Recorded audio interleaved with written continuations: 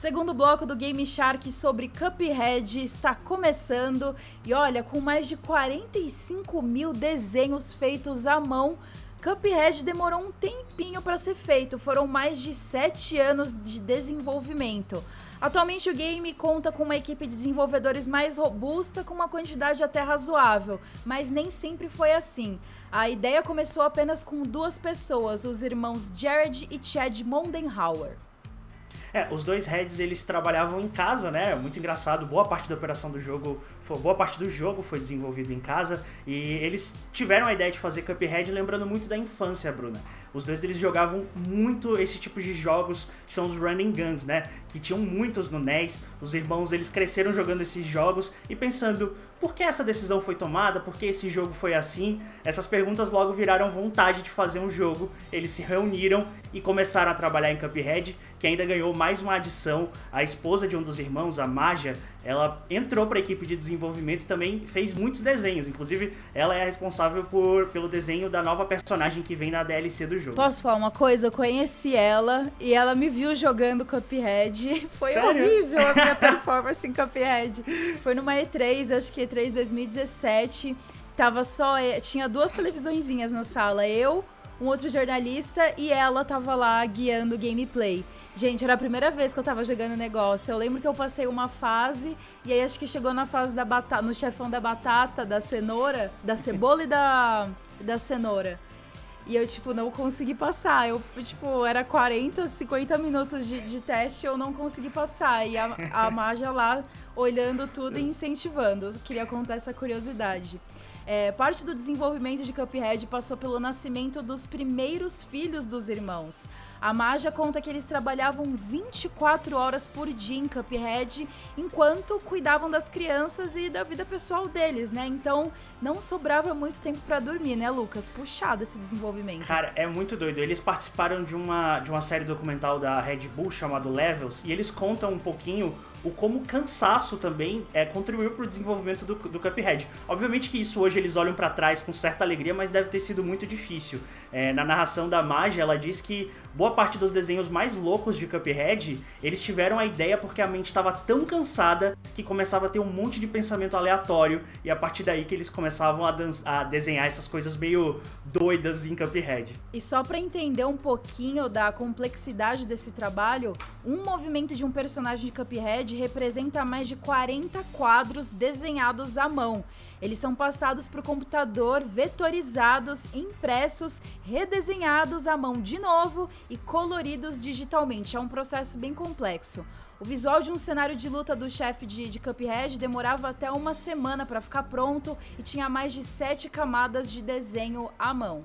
Puxado. Cara, muito doido. A situação de desenvolvimento ela melhorou mais, Bruna, quando a Microsoft entrou no projeto, né? Ali da metade pro final do desenvolvimento, a Microsoft bancou o fim do projeto, entrou com toda a parte de equipe e levou o jogo também para a E3, né? Onde eles fizeram uma apresentação, os irmãos narram com muito carinho esse momento em que eles apresentaram o jogo para uma audiência imensa. Até então eles não sabiam que o jogo podia chegar tão longe, faria tanto sucesso, era tudo muito incerto, mas ainda bem que deu tudo certo, né? O jogo saiu para o Xbox One e para o PC, mais tarde ganhando versões para o Nintendo Switch lá em 2019 e chegando também ao PlayStation 4 em 2020. Foi muito curioso, né? A gente achava que esse jogo ia ser exclusivo do Xbox, chegou no Switch, chegou no PS4, principal concorrente do lado verde da força. Pois é, e o Cuphead ele não faz um tributo somente às animações da década de 30, não só no visual, mas também no aspecto sonoro, na trilha sonora.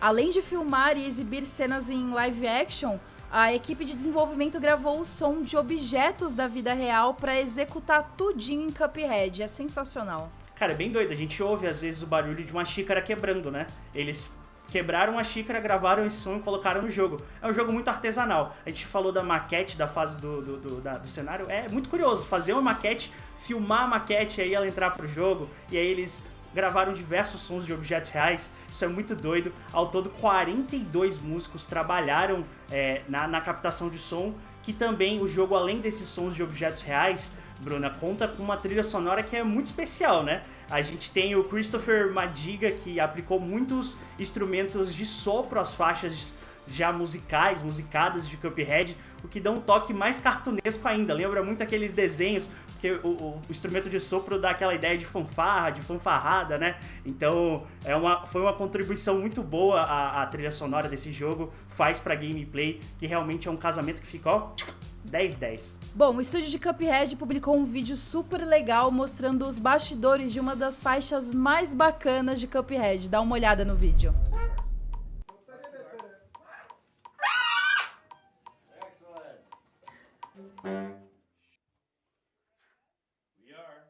Well, let's just do a rehearsal.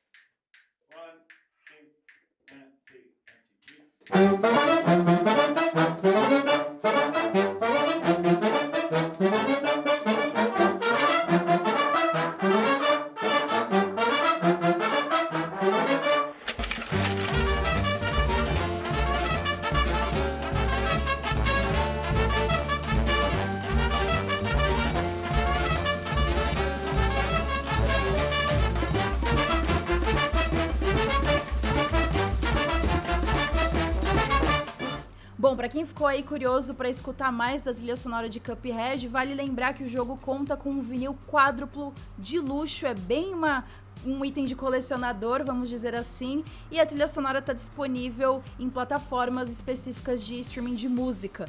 E aliás, a trilha sonora de games no Spotify é algo que tem crescido bastante, né? Não só no Spotify, no Deezer também, e a gente gosta de escutar ela em diferentes lugares, em diferentes momentos da nossa vida. Lucas, você preparou uma reportagem especial pra gente falando mais sobre isso, né? Bora conferir.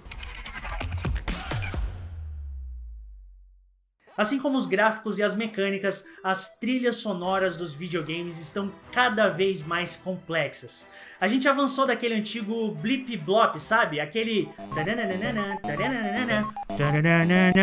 para músicas muito mais complexas. Hoje as faixas dos jogos são compostas por músicos e até orquestras inteiras. As trilhas sonoras dos games dão tão show à parte que elas podem ser aproveitadas longe dos controles. Naquela hora que você tá varrendo a casa, trabalhando duro no home office ou até soltando a voz na hora do banho.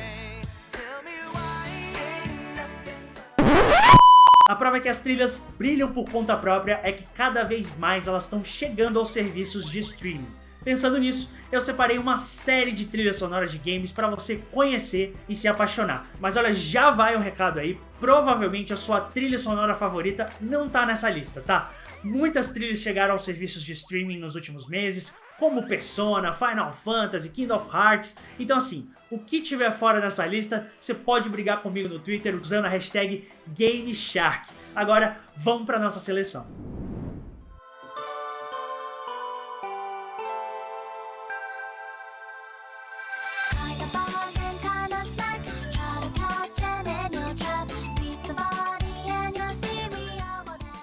Bugsnax é aquele jogo curioso em que você caça insetos comestíveis e chegou sem muito alarde no lançamento do PlayStation 5.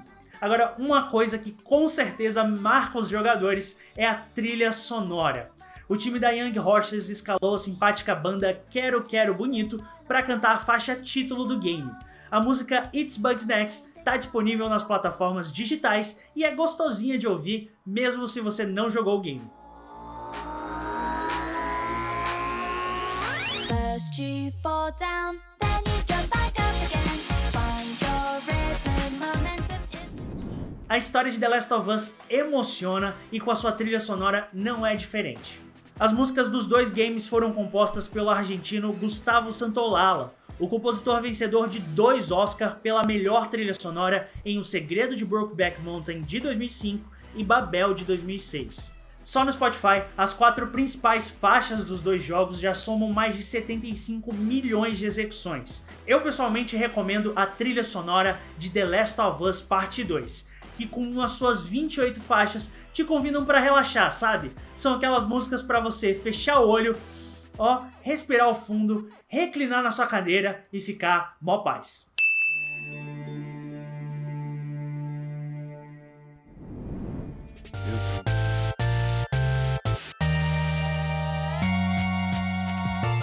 What is it like to be loved and so adored? Inkwell é um dos melhores RPGs que eu já joguei na vida. No game você controla uma maga que vai em busca do paradeiro da sua irmã na escola de magia que dá nome ao jogo. No local você se depara com uma história que trabalha com temas como o luto, a depressão e o autodescobrimento. Inkwell é um game muito representativo. Todo o elenco principal do game são representantes da sigla LGBTQ. O game ainda tem um combate por ritmo viciante e uma trilha sonora, meus amigos, que olha, fecha o pacote desse jogo maravilhoso. É assim, é de cair a bunda da sua Nimbus 2000. Inkwell tá disponível no Xbox Game Pass e da trilha sonora que tá no streaming, eu recomendo Paint the Future, que é a parceria entre os compositores Ave e Susharu com a rapper Samus. Olha aí. Let's paint the future real bright with the faith of Martin Luther. It feels right. Let's paint the future real bright with the faith of Martin Luther. Skyrim é um dos RPGs mais populares dos videogames. O game já saiu para tudo que é console, PC, geladeira e se duvidar roda até em batata. Tão marcante quanto o jogo é a sua trilha sonora, que tem mais de 54 faixas e embalam momentos que marcaram muitos jogadores. A minha dica na trilha sonora de Skyrim não podia ser diferente. Dragonborn é a faixa que marca uma das batalhas mais épicas de Skyrim e esse é o play ideal se você está naquele momento em que quer se concentrar em alguma coisa.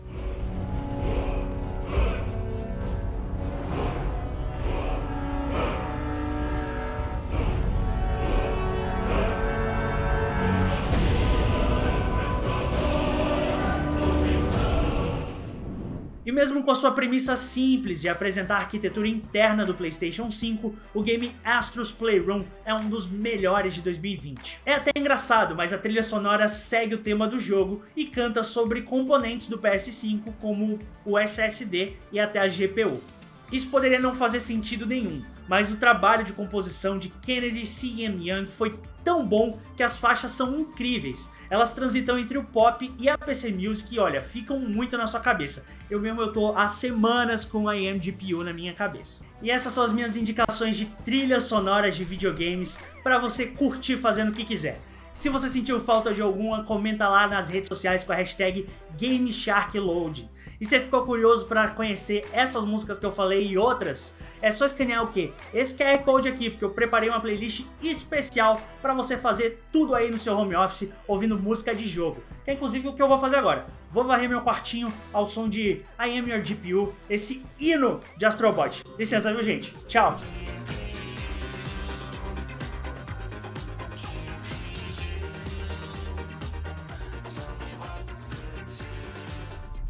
O Game Shark vai para um rápido intervalo e no próximo bloco a gente retorna para falar sobre a série animada de Cuphead que está em desenvolvimento e também sobre o DLC do jogo. Fica aqui com a gente.